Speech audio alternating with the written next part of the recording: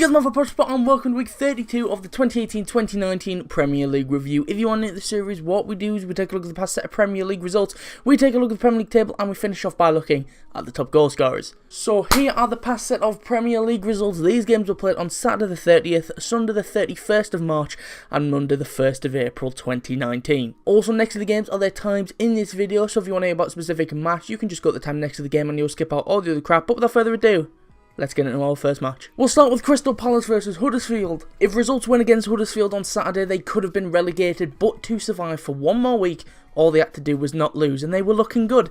Solid at the back, restricting Palace to a minimum. So what you don't want to do with 15 minutes to go is give away a penalty, and that's what they did. Wilfried Zaha was the one fouled as the ball dropped to him just inside the area. He brought it down, and before he could even get a second touch in lunged Juninho Bacuna, and there's no need for him to dive in like that. Zaha wasn't really going anywhere, and it's a clear pen. And to make it worse for Huddersfield, they gave a penalty away to probably the most prolific penalty taker in the league right now. Luka Milivojevic stepped up, he set the keeper the wrong way and put Huddersfield in real danger. And Crystal Palace relegated Huddersfield in the 87th minute as they went 2-up through Patrick van Aanholt. He bombed up the left wing, Wilfried Zaha laid it off to him, nobody is tracking the fullback as the Dutchman took it forward and slid it low past the keeper and at the bottom right corner. And I'm getting a bit of deja vu here. Did Patrick van Aanholt relegate a team last year? I'm sure one of his goals relegated a team last year, or the year before.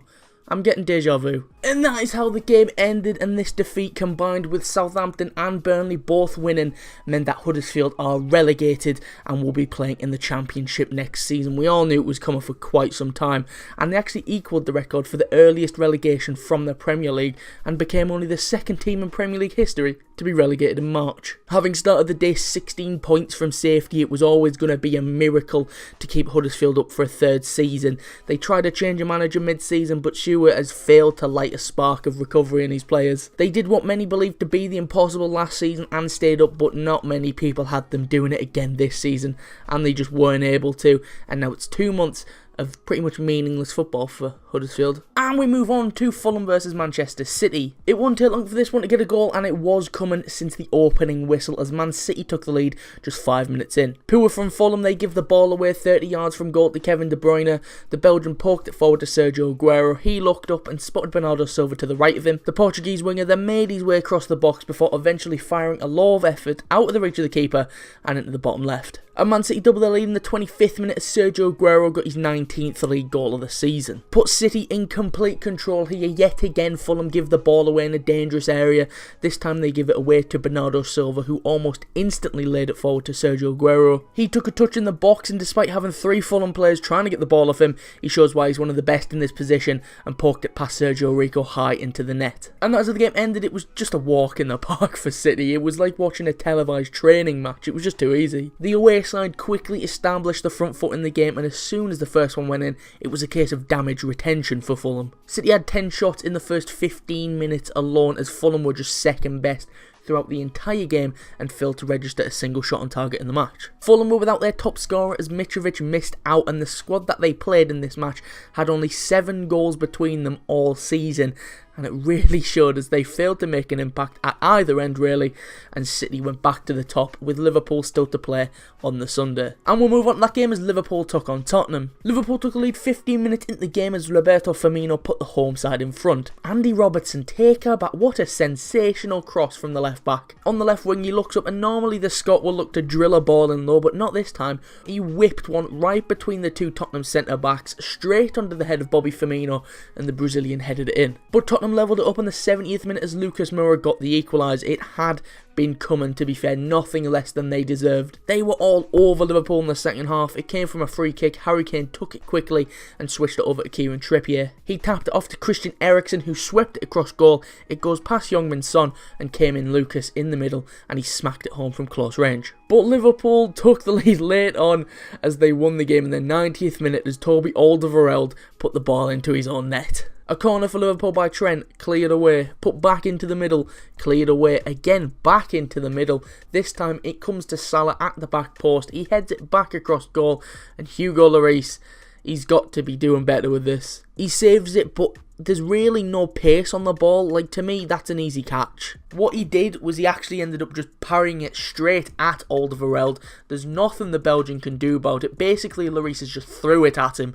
and it trickled over the line. And that's how the game ended, and despite being second best for 3/4 of the game, Liverpool managed to sneak away with all 3 points. Liverpool only had 3 shots on target in the entire game, as Tottenham were all over Liverpool in the second half. It was a priceless victory, as the draw would have meant Liverpool were level on points with City having a game in hand, but Liverpool's 33rd 90th minute goal of the Premier League era, more than any other side, got them the win over a Tottenham side that are now at risk of not even finishing in the top 4. Tottenham did deserve something from this game, to be fair to them, as they were by far the better side in the second half and had plenty of chances to take the lead. Probably the best one was when they found themselves in a 2-on-1 situation with Moussa Sissoko and Heung-min Son charging at Virgil van Dijk. And out of the two, it was the one you wouldn't want to shoot, as Van Dijk forced Moussa Sissoko to shoot.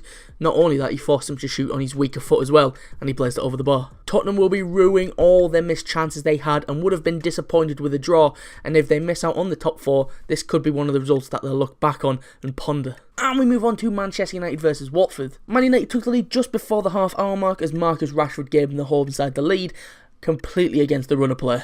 Watford had a few good chances in the opening of the match and were the better side, but United caught Watford out with a quick counter. Luke Shaw had the ball well inside his own half on the left wing. He looked up and saw Rashford sprinting in the middle, and it's a great ball from Luke Shaw. A low diagonal to leave Rashford pretty much one-on-one. He's got the pace on his man to get away from him, and he rolls it past Ben Foster and into the net. And United doubled their lead in the 72nd minute as Anthony Martial reduced the stress around Old Trafford. Just like for the first goal, Watford were all over United. They barely got out their half for the second half, but one counter-attack and Watford will be wondering how the hell they were 2 down. A ball sent forward to Jesse Lingard. He crossed in for Anthony Martial, who was just about onside. It's scrappy from here though. Martial tries to flick it past Ben Foster. Foster tries to smother it, but the ball pops free to Martial, and he got up and dinked it into the net. But Watford would get a goal back in the 89th minute as Abdoulaye Doucouré got Watford a consolation goal they well and truly deserved. It's gorgeous football, and it's what they were trying to do all match. A cross was blocked to Doucouré on the edge of the box.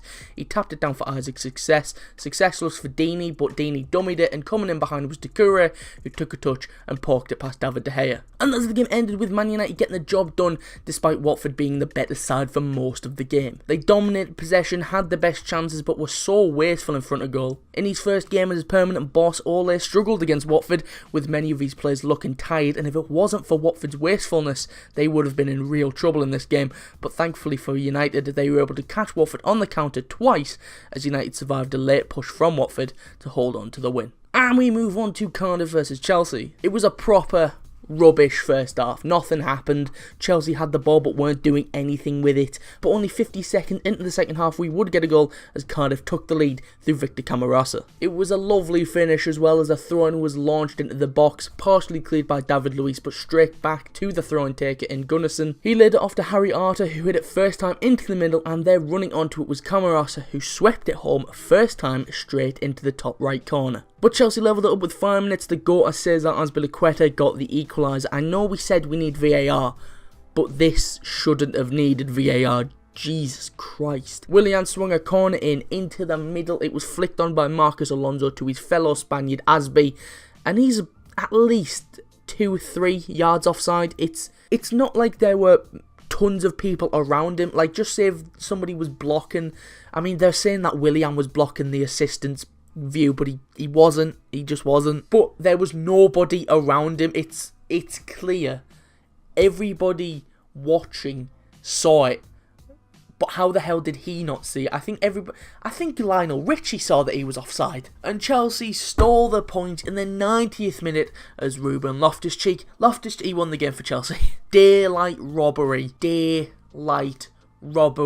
Willian sent in a good cross. The defenders are busy marking Olivier Giroud. Either that or they just got distracted by how goddamn sexy he is. The ball misses him and goes straight through to Ruben Loftus-Cheek, and the sub was there to plant his header into the bottom corner. I've noticed I can't say Ruben Loftus-Cheek without... See? You see that? Whenever I say Ruben Loftus-Cheek, it sounds like I'm going to sing. And as the game ended, as Chelsea won a game they simply did not deserve to. Tell you what, they had the refs to thank for the win as well. Not only did they give the clear offside goal, they also denied Cardiff 2 clear penalties and didn't send Antonio Rudiger off for clearly denying a goal scoring opportunity. Chelsea were lethargic, painfully slow with the ball. They did control the ball but did very little with it and were comfortably stopped by a disciplined backside during the first half. When Cardiff took the lead, there were vocal sorry out chants and probably some of the loudest of the season from Chelsea fans, but with 5 minutes to go, Chelsea staged a comeback with the offside goal. Then shortly after was the Rudiger red card incident,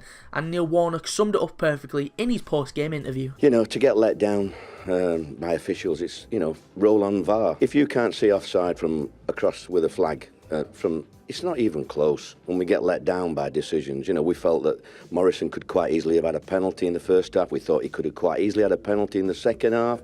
We thought it could have been a red card. We thought Ken Zaho was getting to the ball first. Best league in the world and probably the worst officials at the minute. And we move on to Arsenal versus Newcastle. Arsenal took the lead on the half-hour mark as their captain for the day, Aaron Ramsey, put the home side in front. Matteo Guendouzi started off by playing it forward to the Welshman. He then flicked it off to his left for Alexandre Lacazette. The Frenchman then looks to bundle his way forward and does make it into the area before being challenged, but unfortunately for the Newcastle defence, the tackle fell to Ramsey just inside the area and the midfielder stroked it first time into the bottom right corner via the post. And Arsenal doubled their lead in the 83rd minute as Alexandre Lacazette got the goal that wrapped the game up. Not sure whether Lacazette meant the first touch he made as the ball was played up to him by Guendouzi and the Frenchman looks like he wanted to just touch it off to Aubameyang, but instead the ball goes a good few feet in the air. But nonetheless, Aubameyang won the header and it should be dealt with, but Jamal Lascelles hesitated for a split second and that allowed Lacazette to nip in and chip the keeper to wrap the game up. And that's how the game ended as Arsenal picked up their 10th home league win on the trot and moved above their North London rivals and into 3rd place. It was a hard night for Newcastle as they spent a majority of the match unsuccessfully chasing the ball. They only had 1 shot on target in the entire game and even then it was an easy save for Leno to make. Arsenal were 10 points behind Tottenham 2 months ago, but a strong second half of the season for them has got them right in there and their fans will be hoping that Emery can take Arsenal back to the Champions League in his first season, and who would have thought that at the beginning of this season. And we move on to West Ham versus Everton. Everton took the lead just 5 minutes into the match as centre-back Kurt Zouma headed the away side in front. Shocking defender from West Ham, Issa Diop just decides not to track his man from a corner. Gylfi Sigurdsson took the set piece, floated his corner right towards the back post. Kurt Zouma held off his man, got up and headed it back across goal and into the far corner. And Everton doubled their lead just after the half-hour mark as Bernard made it 2 to Everton. It had been coming. Everton were all over West Ham. The first half of this game was probably some of the best Everton football I've seen all season. It could have been 3 or 4 and again, it's just shoddy defending from West Ham. Seamus Coleman and Richarlison play a 1-2 around the West Ham defenders and the West Ham just don't want to get back. They just walk. They allow Coleman to pass it across goal to a completely unmarked Bernard at the back post and he tapped home his first league goal for the club. And that's how the game ended as Everton took advantage of a really bad West Ham performance to leapfrog their opponents. Everton were dominant in the first half, a half which could have seen them be 3 or 4 up like I said. West Ham were looking for their 4th home league win in a row, something that hasn't happened in 17 years, but they had no answer to the energy of the visitors and were only spared from an embarrassment scoreline by the woodwork and Lucas Fabianski. Right from kick-off, Everton were quicker, forced West Ham into needless mistakes as Everton jumped over West Ham and into the top half of the table. And we move on to Leicester versus Bournemouth. Leicester took the lead on the 10-minute mark as their captain Wes Morgan put the Foxes in front with his 2nd goal in as many games. It came from a corner that was extremely overhit. Ben Chilwell picked it up on the other side of the pitch and he's looking to hit one towards goal. Don't come at me with he trying to cross this. He's shooting here. It was headed well wide and the Jamaican Wes Morgan knew nothing about this. It bounced off of his heels, wrong foot of the keeper and went in via the post. And Leicester put the game to bed in the 82nd minute as Jamie Vardy doubled Leicester's lead. Yuri Tielemans with a beautiful cross from the right wing. He's not known for his aerial prowess, but he did well here as Jamie Vardy ghosted between the 2 centre-backs, leapt up and put his header home with a touch of the bar. And that's how the game ended, and after his debut loss, Brendan Rodgers has won the last 3 games on the bounce. And Leicester could have had more in this game. They missed a number of chances between their 1st and 2nd goal. Last time out, Leicester had to battle against Burnley with 10 men, but this was the exact opposite performance. They dominated Bournemouth, didn't allow them to play out from the back like they love to do. Bournemouth have been rubbish on the road this season, let's not shy away from that. this being their 10th loss out of their 11 league away games, the only one being away is to now relegated Huddersfield. They were in it a little bit in the first half and played their part in an entertaining match, but they couldn't get into the second half, with Callum Wilson not having a single touch in the Leicester box in the second half, as the Foxes paid tribute to their late owner Vichai by giving him a win for his birthday during the week. And we move on to Burnley versus Wolves. Well, this one started quickly, as just over a minute into the match, Burnley took the lead, and it was credited as a Conor Cody own goal. Came from an early free kick that was floated into the box. No one is picking up Chris Wood, who made a run from extremely deep. He touched it down and inadvertently took it past Rui Patricio. By doing that, he hit it towards goal, but his shot hit the post before coming back out and hitting the sliding Conor Cody, and it bounced into his own net. And Burnley doubled their lead with 10 minutes to go as Dwight McNeil got the goal. It came out of nothing really, as the talented young midfielder picked the ball up inside the Wolves half. He stands up his man, takes a touch to his left before hitting it back across goal and into the bottom right corner. And that's how the game ended, as Burnley ended a run of 4 league defeats in a row to grab the win against a very lacklustre Wolves side. It was a scrappy game, to be honest. Clear-cut chances were few and far between, but when they did come, Burnley were just a lot more clinical than their visitors. Wolves had more of the ball and spent a lot more time in their opponent's final third than Burnley did in theirs, but all that pressure only resulted in one shot on target, and other than that they failed to create hardly any clear-cut chances, as Burnley dug deep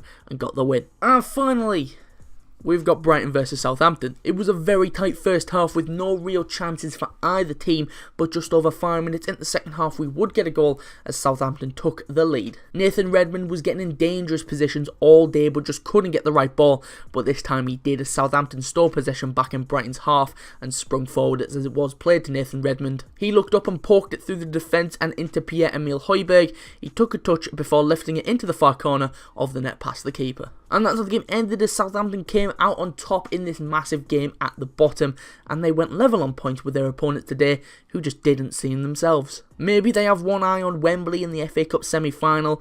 Maybe it's because of the FA Cup run that they find themselves in the relegation fight. It's a derby day, but not really a derby. Both teams are on the south coast, and that's about it really. And it had all the drama of a game, like I just explained. No real tempo to it, took almost an hour of play to spring to life. For the first half, despite being the home side and being better in terms of points, Brighton played really conservatively and almost seemed to play like the away side. They never seemed like they wanted to go forward, and it was only until they went behind that they started to play. Brighton did come alive in the final half hour, but Southampton held on and put a few more points between themselves and the drop zone. Right, so that's what games I've got for this time. Before we go, let's take a look at the Premier League table and top goal scorers, starting off with the Premier League table. Starting with the top 5, and as you can see, Liverpool are top after a late win against Tottenham. Man City is second after beating Fulham. Arsenal moved up to third after beating Newcastle last night. Tottenham are fourth after a late own goal cost them at Anfield, and Man United make up the top 5 after they beat Watford in Ole's first game as permanent manager. Moving on to the bottom 5, and Huddersfield became the first team to be relegated this season after losing at Crystal Palace. Fulham are 19th and will be relegated tonight if they don't win against Watford. Cardiff are 18th after being robbed by Chelsea.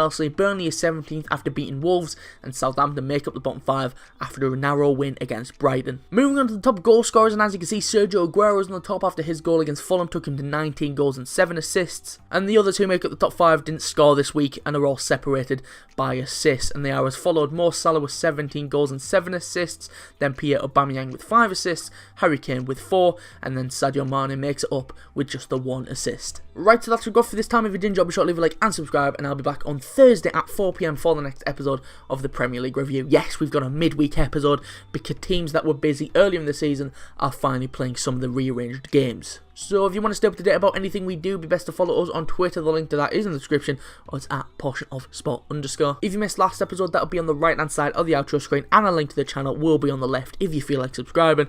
But thanks for watching. Be sure to leave a like and subscribe if you are new. I've been Mark from Portion of Sport, and I will see you soon. My mama calls, see you on TV. Sunset shit done changed. Ever since we was on, I dreamed it all. Ever since I was young, they said I won't be nothing.